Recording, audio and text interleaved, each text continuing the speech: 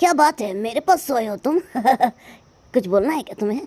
हाँ, मैं सोच रहा था तुम्हें भाव तो देती नहीं है वो। अबे तो यही बोलने आया था मेरे पास। क्या चाहते हो बोलो।